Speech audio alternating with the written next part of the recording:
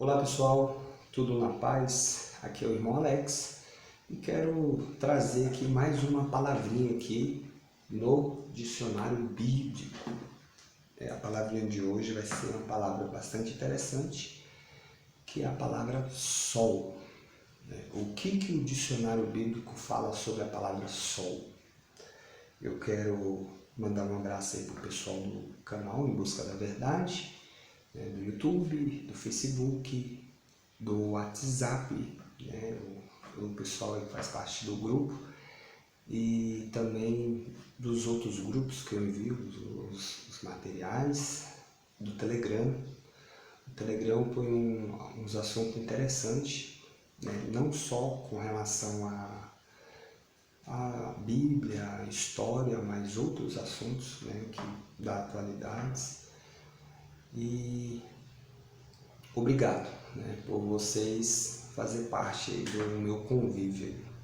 Então esse tempinho que eu tiro para poder estar fazendo isso é por amor, verdadeiramente. Não tenho nenhum tipo de retorno financeiro, mas só de você estar descobrindo algumas coisas, abrindo um pouco o entendimento para compreender algumas palavras, ou até mesmo a história, para mim é muito gratificante, beleza? Se você quiser receber, manda um oi para o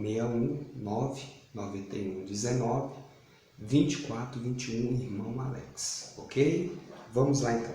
Palavrinha de hoje, sol.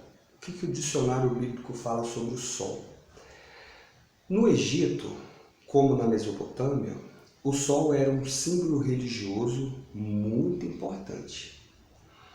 Numerosos deuses nos dois países são divindades solares.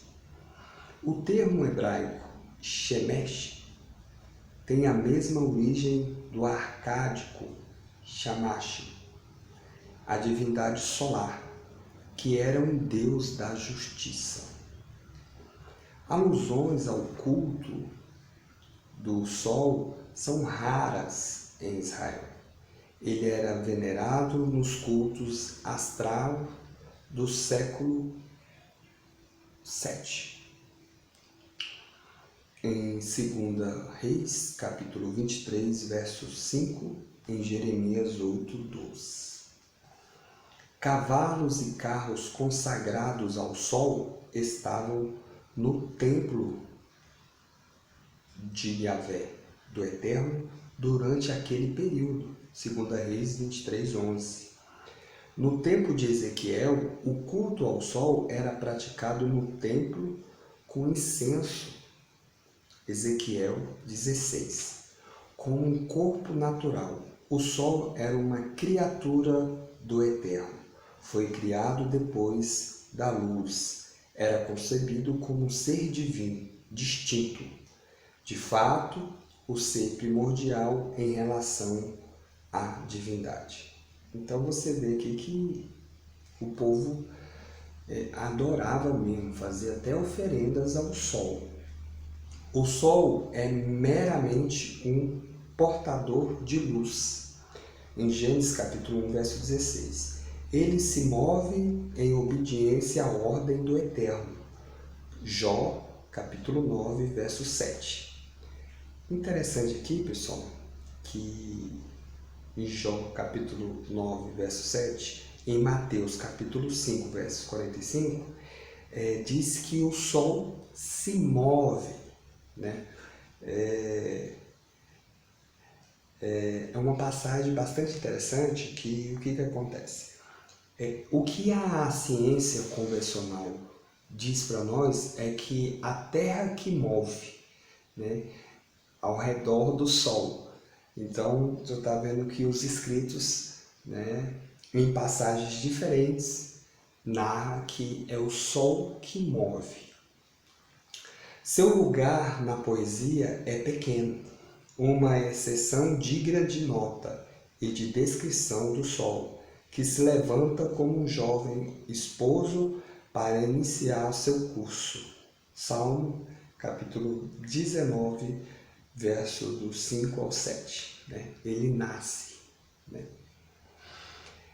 Alguns estudiosos sugerem a ideia de que o Salmo se serve de um original cananeu. O escurecimento do sol é um dos fenômenos do juízo apocalíptico, que está em Isaías capítulo 13, verso 10, Isaías capítulo 30, verso 26, Mateus capítulo 24, verso 29, Marcos 13, 24 e Apocalipse capítulo 6, verso 12. Tem outros aqui, pessoal. Interessante, pessoal, que a forma que ensinam para nós relacionado ao sol, ela não bate com as descrições que narra na Bíblia. Nós temos que observar muito bem isso. Normalmente, abrindo aspas aqui, depois vamos dar continuidade, a ciência, quando fala de terra, do sol, da lua, das estrelas, eles trazem uma ideia totalmente diferente do que está escrito nos relatos bíblicos. É algo para nós ficarmos com a orelha em pé. Por quê? Porque grande parte dos cientistas são ateus. Então nós temos que tomar cuidado com algumas informações. Vamos continuar. A Jerusalém celeste não precisará do sol, porque a glória do Cordeiro brilhará mais do que o sol. Apocalipse 21, 23, Apocalipse 22, 5. Para você ver, nessa passagem aqui, não precisará mais do sol. O sol é como se fosse algo insignificante no momento que tiver na Jerusalém celeste. Continuando, o Eterno é chamado o sol do salmista, em Salmo 8:4-12. O esplendor do sol é uma metáfora para a glória, Apocalipse 12:1. E se conhecer o poder da insolação de prejudicar, seja o homem, seja a vegetação, 2 Reis 4:19.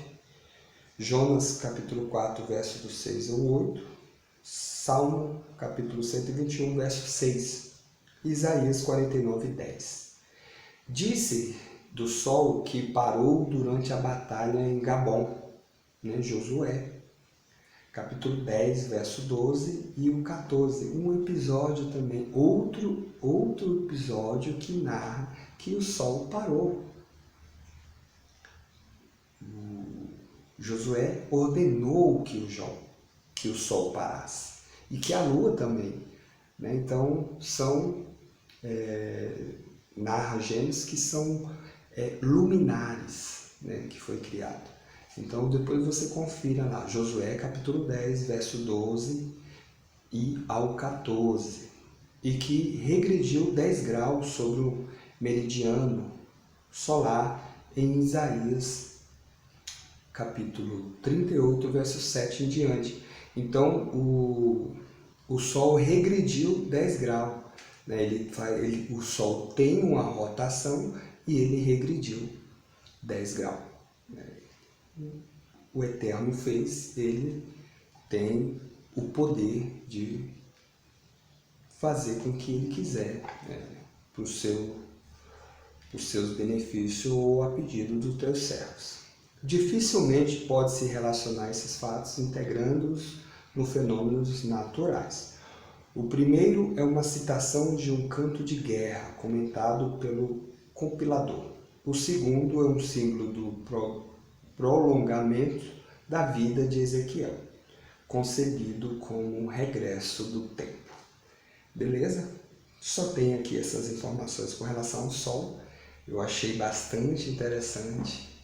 É importante nós estudarmos mais com relação a isso. Eu vejo que existe algumas informações que a história bíblica traz para nós e que a ciência atual nos fala uma outra história.